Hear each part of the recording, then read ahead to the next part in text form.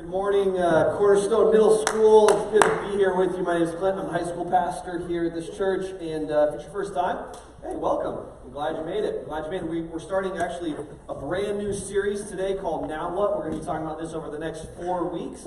And if you flip this card around that you were just handed, we're just going to be going over these two verses, Romans 12, 1 and 2. So you can keep this card and you can put it somewhere where you're going to see it every day.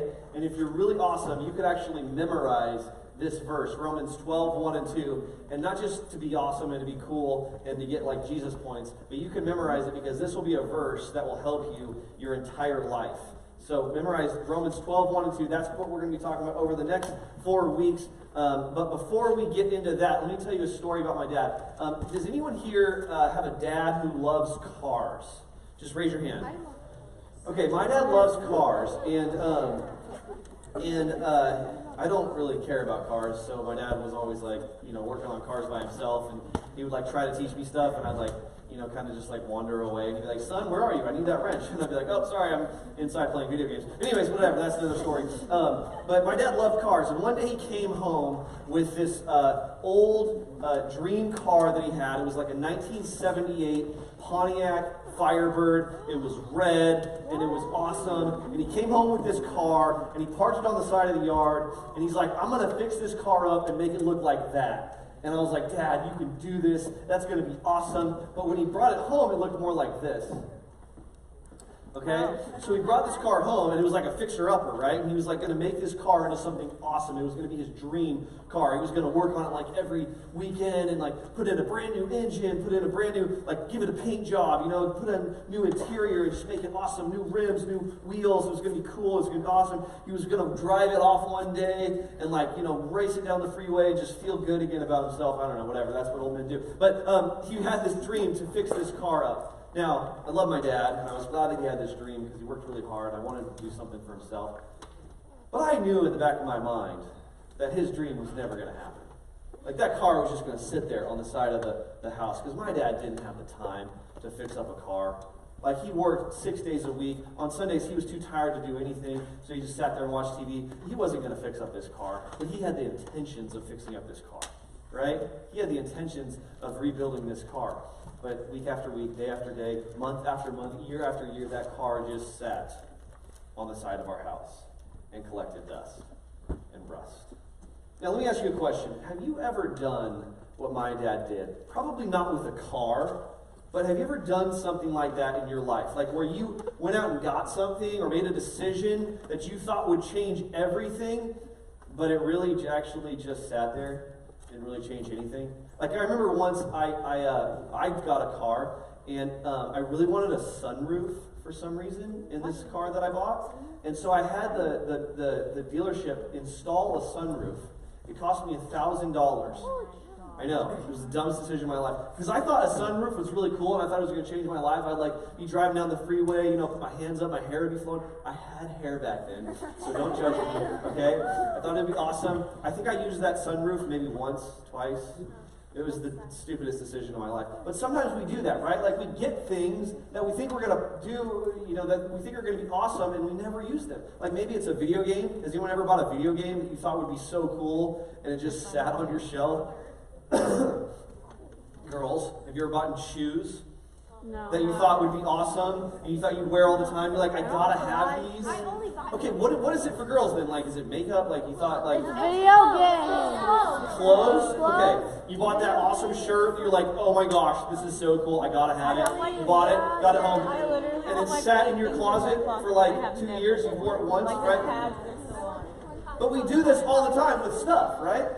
We do this all the time with stuff. Like, we think it's going to be awesome, we think it's going to change our life, and nothing changes. Now, let me ask you, have you ever done this with your faith in God? Have you ever made a decision for God that you thought would change everything, but really nothing changed? Like, we just had Collide a couple of weeks ago. Jessica was talking about that, some of the songs we just sang. We introduced you to you guys at Collide. And some of you guys stood up at Collide, at our winter camp. And you made bold decisions for Jesus. Maybe some of you guys made a first-time decision that said, I'm going to follow Jesus fearlessly for the rest of my life, and I want everyone to know. And you stood up at Collide and said, I'm going to do that. Or maybe some of you guys told your small group leaders that I'm sick of living like this half in, half out life. I'm going to go all in for God. I'm going to go all in for Jesus. And you made these decisions at winter camp or maybe in your life group or at church or something. And you made these big decisions that said, I'm going to follow God. But then you got home and you parked your faith on the side of the house and it's just sat there. And if I were to ask you guys, has this ever happened to you, probably most of you would say, yeah. I've made a pretty big decision for Jesus that I thought was going to change my life, but I never acted on that decision. I never followed through. I thought I would live for him, but then I got home, and I parked it on the side of the house, and nothing changed. The decision never turned into action. It never resulted in any change. Okay. If that's you, or if you've ever done that, I'm really glad you came to church today. And please come back for the next 4 weeks, because we're going to talk about, over the next 4 weeks, how we can take our decisions that we make for Jesus and turn them into action.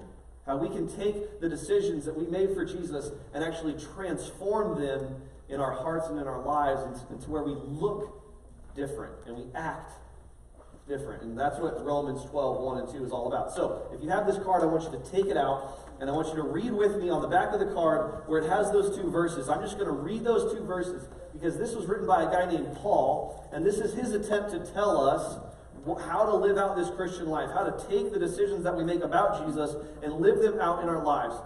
And so let's read this together. Romans 12, 1 and 2. It's just on your card. Read it with me. Not out loud, just in your head. I'll read it out loud. Therefore, I urge you, brothers and sisters, to offer your bodies as a living sacrifice, holy and pleasing to God.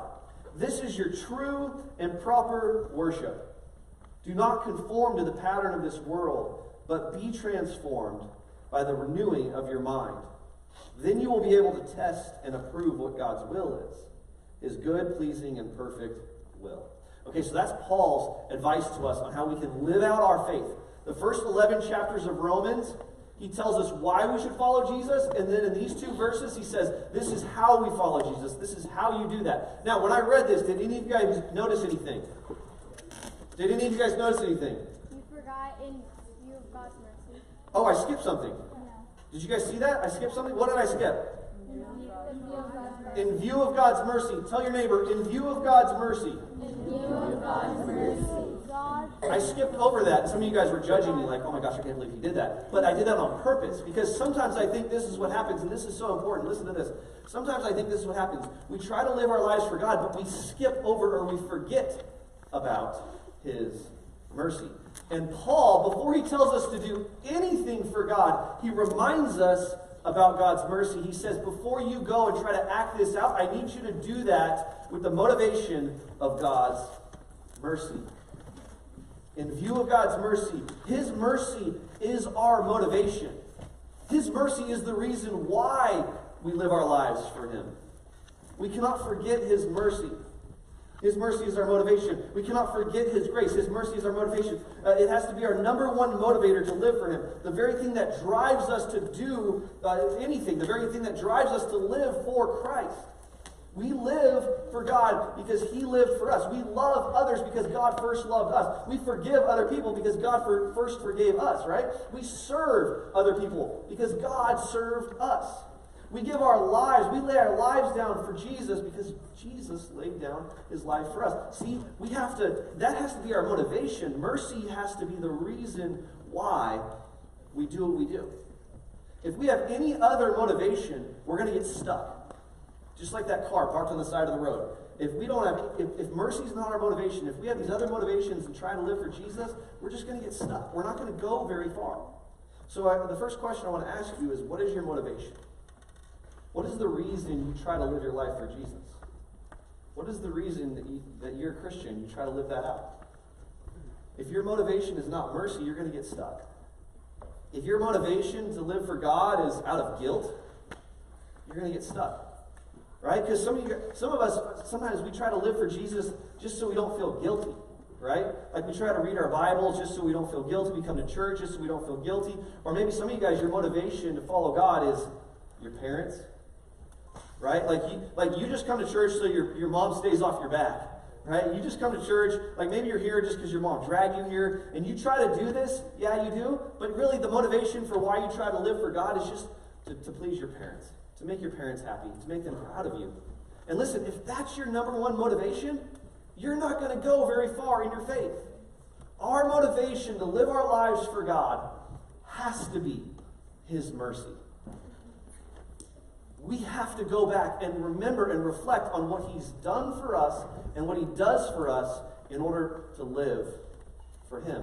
His mercy is our motivation.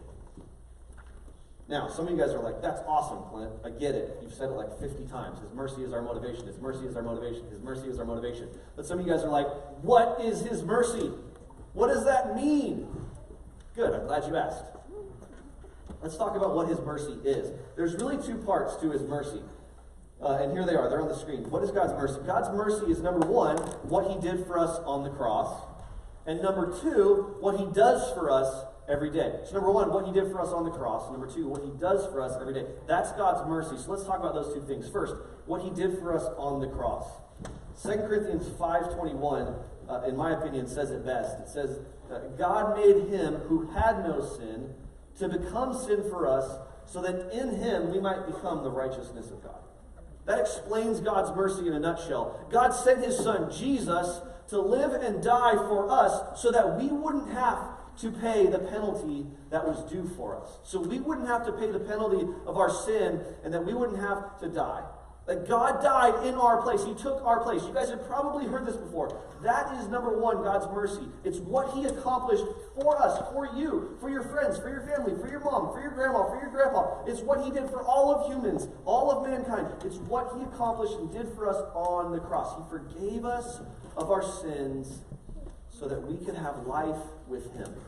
That is God's mercy. So when Paul says, listen, if you want to live your life for God, do it because of His mercy. That's what he's talking about first and foremost. Do it because of what He did for you on the cross. Let me explain it like this. Go back to that car story with my dad. He parked that car on the side of the road. It sat there for years, and for the first year I kind of made fun of him. I was like, Dad, you're ever going to work on your car? And I joked around with him a little bit, and he was good, whatever. He was good about it. But God had a plan for that car. So here's what happened. When I turned 16, I got my own car, okay? It was a black 1985 Camaro, had T-tops, tinted windows. This is like the coolest car I've ever owned. Okay, I drive a minivan now, so I'm not cool anymore. But back then I was cool. When I was 16, 17, 18 years old, I was cool. I was riding down the freeway in my black T-top 1985 Z28 Camaro. And for the first year, I was an idiot because I never changed the oil. Okay? And my dad would always remind me, son, have you changed the oil? Have you checked the oil? Oh, Dad, get off my back. Get off my back. I got this. It's fine. It's running great. It's purring like a cat. Get off me, Dad. And so, did you change the oil? Did you check the oil? No, Dad, I got this. About a year and a half after I got that car, I was driving down the freeway one day, and all of a sudden I hear this. And then all of a sudden the engine overheats, and my car will not move, and so I pull over on the side of the freeway, and I'm stuck on the side of 680, and I'm like, oh my goodness, my dad was right. Right? And I had this moment like, oh my goodness, my car is totally done, and my dad was totally right. And that's like the worst place to be in, right? You're like, oh, not only is this expensive, but I have to admit that he was right. And so I'm stuck on the side of the freeway, and guess who I have to call to pick me up? AAA. Not AAA. My dad, right? My dad. And so I call my dad, and I'm like, hey, so, can you come pick me up? And he's like, sure, where are you at? What's wrong with your car? And I'm like, yeah, I'll explain when you get here. And so he comes, he picks me up, checks the engine, he's like, yeah, this puppy's done, I get in his truck, and we start driving home, and I thought for sure my dad was just going to roast me. I was like, dude, he's just going to be like, I told you so, you should have listened to me, how could you, because that engine's probably $2,500, $3,000 to replace, and the car wasn't even worth that. So I'm like, my car's done. We're driving home. Instead of my dad shaming me, this is what he says to me. He goes, son, I got an idea. We'll take the engine out of my Pontiac Firebird, and we'll put it into your Camaro, and your car will run again. And I was like, Dad, are you sure you want to do that? He's like, yeah. You gotta have a car. That's your dream. And I was like, Dad, are you sure you're willing to give up your dream so that I could still have mine? He's like, yeah, I got you, son. And he never shamed me. He never wagged his finger at me. He just sacrificed something that was special to him so that I could still have my car.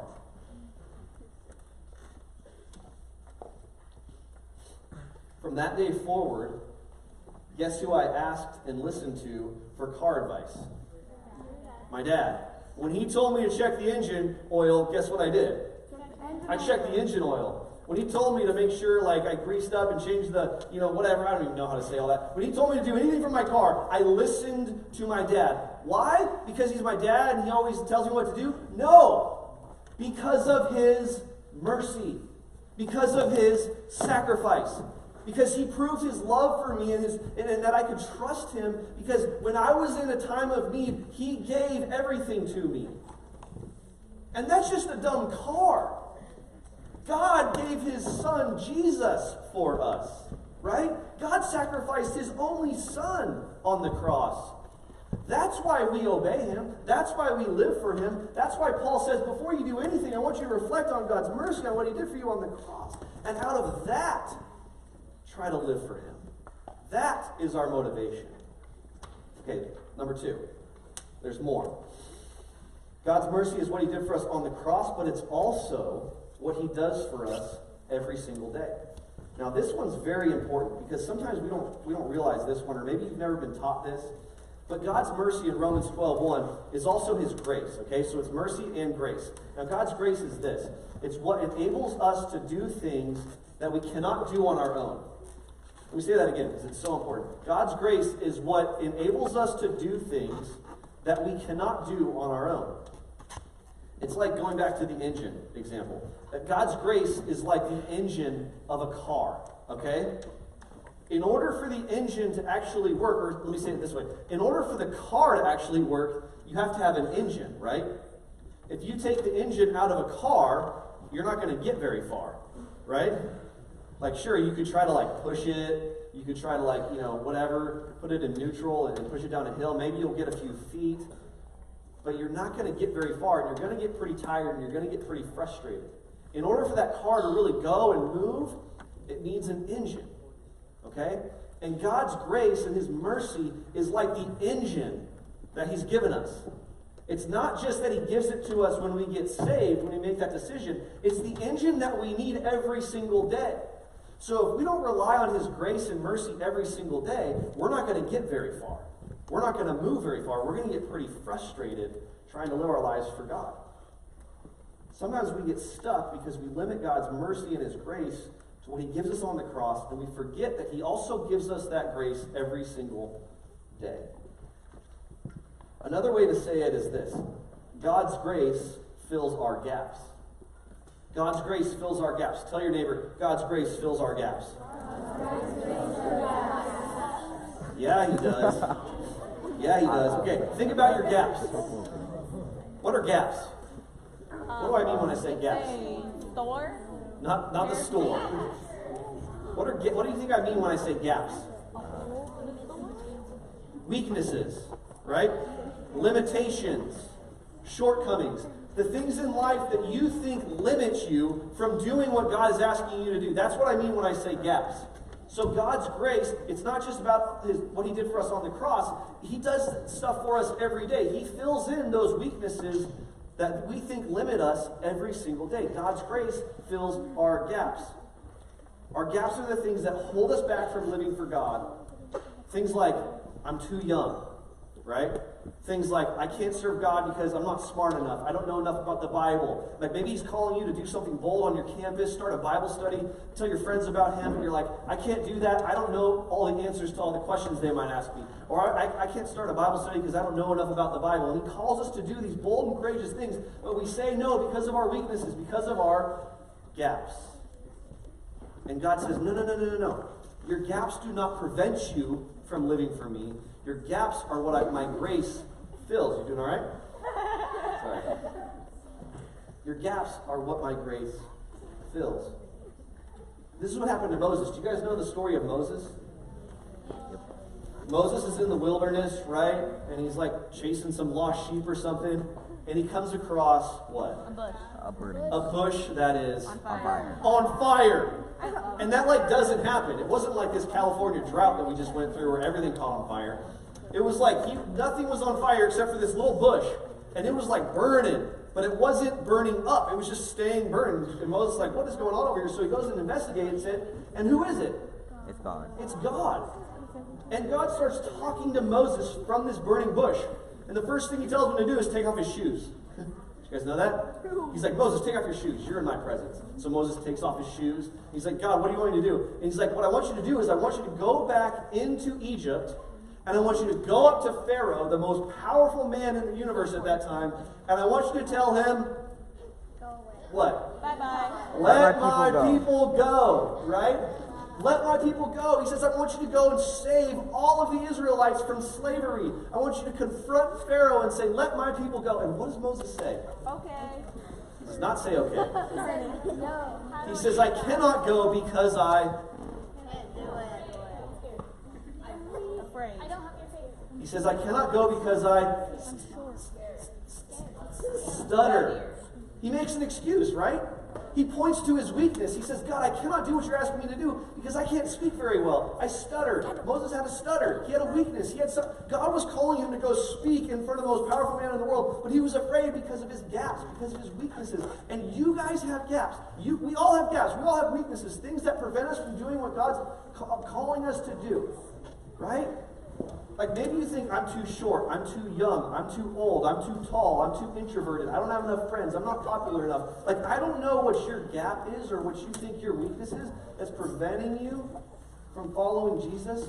But whatever it is, I want you to know this. This is so important.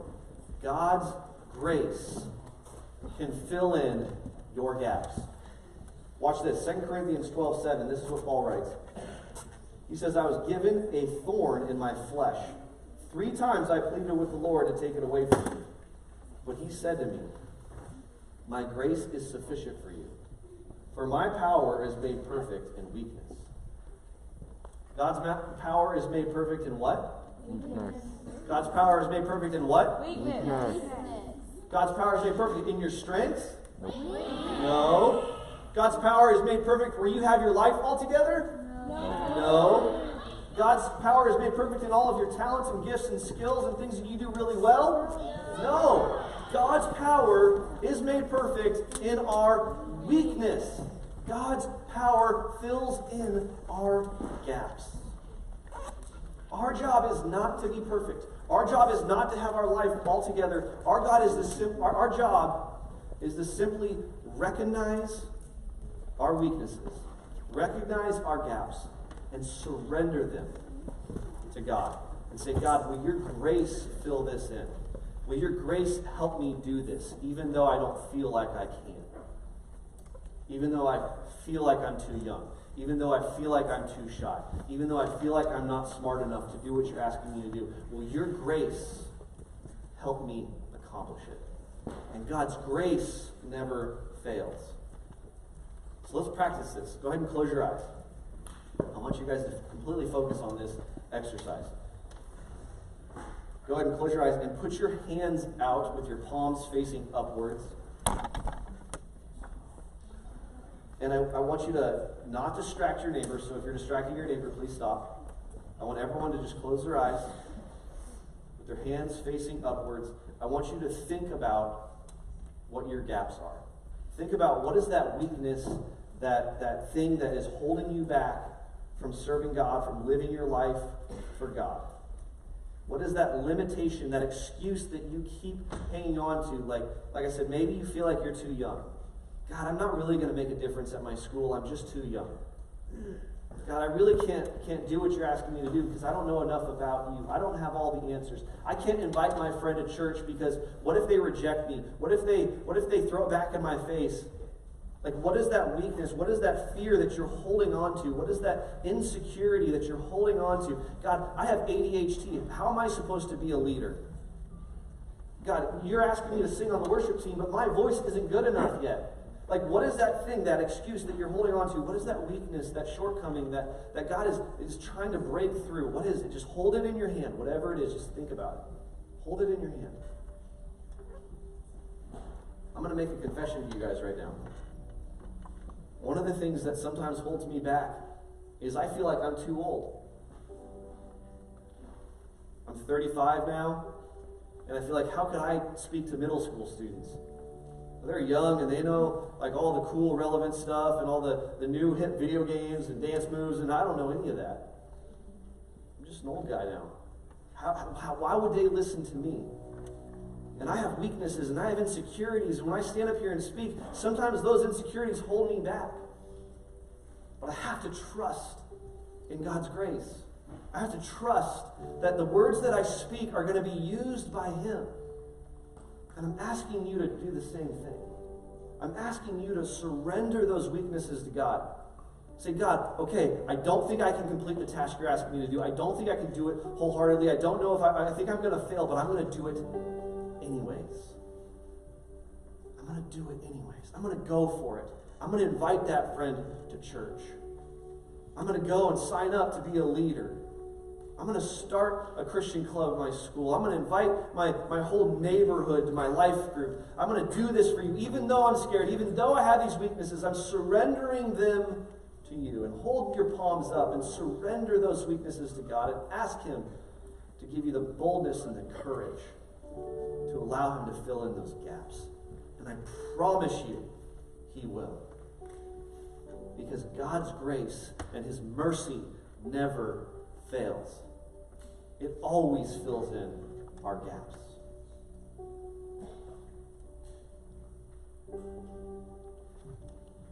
I had a friend about 2 weeks ago. His name was Bo. He died in a car accident. He was driving his car, didn't have his seatbelt on, had a heart attack. His car switched into the oncoming traffic. He was T-boned. He was in a coma for 3 days, and he died in the hospital. One of my best friends from high school. And when I heard that news, I just started crying. I just started weeping. And all I kept thinking about was when I was in 7th grade, and I invited Bo to church. And I was so nervous because I knew Bo was going to reject me, and I knew he was going to, make fun of me for being a Christian, and I had all these reasons not to do it, but I said, forget it. And I went anyways, despite my fears and insecurities and weaknesses. And I invited him to church, and he said no. So I invited him again, and he said no. And on the 3rd time that I invited him, he said yes. And he came to church with me, and he heard about Jesus. 20 years later, he died in a car accident. You see, that's why this matters, you guys. God's trying to use you to reach lost people. He's trying to use His church to reach people who are hopeless and broken and hurting. But we'll never do that until we surrender our weaknesses to Him. Until we say, okay, I'm going to go, even though I'm afraid. So that's my prayer for you today. That this week you would surrender your weaknesses to God, you would think about His mercy, and you would go and live out your faith in Jesus. Let's sing together. We're going to